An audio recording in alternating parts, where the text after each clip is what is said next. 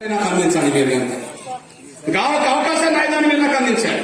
శక్తిని వాడి 22 బట్టి వెళ్తున్నా.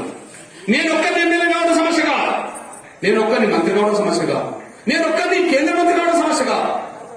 నన్ను చేర్చుకొని బీజేపీ కేంద్ర మంత్రులు ఇస్తాను, నన్ను చేర్చుకుంటానని చెప్పి రాజశేఖర్ గారు రాష్ట్ర మంత్రి ఇస్తాను, నన్ను చేర్చుకొని చంద్రబాబు నాయుడు ఎంపీ టికెట్ను రాష్ట్రంలో కూడా ఇచ్చాడు. నాకు 98లో 22 సంవత్సరాల కిందమే చంద్రబాబు నాయుడు పెద్దపల్లి పార్లమెంట్ కడితే నాకు వద్దంటే సుబ్రహ్మణ్యం ఎంపీ అయిపోయి చేపిస్తే, నాకు వద్దంటేనే రాజ్యసభ ఆకారం సుదర్శన్ మన ఉమ్మడి నల్గొండ జిల్లాకు సంబంధించిన సూర్యాపేట వాసి రాజ్యసభ అయిపోయాడు.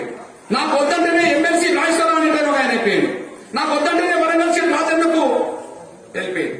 మీ అన్న చెప్తున్నాను, నేను గెలవడం ముఖ్యం కాదు, ఏదో పార్టీలు అయితే నన్ను గెలిపించుకుంటారు. కానీ ఏదో ఒక పార్టీలు అయితే గెలిపించుకుంటే నన్ను మాట్లాడనివ్వరు కదా.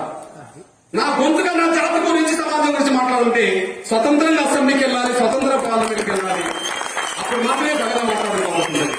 నా జాతి తరఫున సమాజం తరఫున మాట్లాడడానికి అవకాశం లేనప్పుడు నేను ఎందుకు అసెంబ్లీకి వెళ్ళి నేను ఎంపీని అవుతా, ఎమ్మెల్యే అవుతా ఇతర పార్టీలు చేస్తే, నేను ఎంపీని అవుతా, ఎమ్మెల్యే అవుతా, మంత్రిని అవుతా ఇతర పార్టీ చేస్తే. కానీ మాట్లాడే స్వేచ్ఛ ఉండదు, నా జాతికి గుర్తింపు ఉండదు. నా మాట్లాడే స్వేచ్ఛ ఉండదు, జాతికి గుర్తింపు ఉండదు. మాట్లాడే స్వేచ్ఛ, జాతి గుర్తింపు సమాజానికి మేలు జరగాలంటే స్వతంత్ర భూమిక పోషించడమే న్యాయం. ఆ స్వతంత్ర భూమిక పోషించే సమయానికి ఇక్కడ దగ్గరకు వచ్చాను.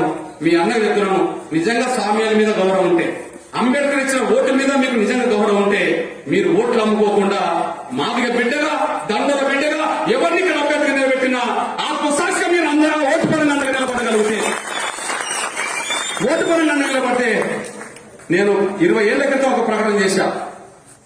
నా జాతి ఏకమై నాకు రాజకీయంగా అండ ఉన్న రోజు, సూర్యుని చుట్టూ నవగ్రహాలు తిరుగుతున్న రోజు నాకు తెలియదు, కానీ రేపు నా జాతి అండగుంటే దండల చుట్టే మొత్తం రాష్ట్ర రాజకీయాలు తిప్పుతానని చెప్పి నేను ఆనాడు ప్రకటన చేశాను.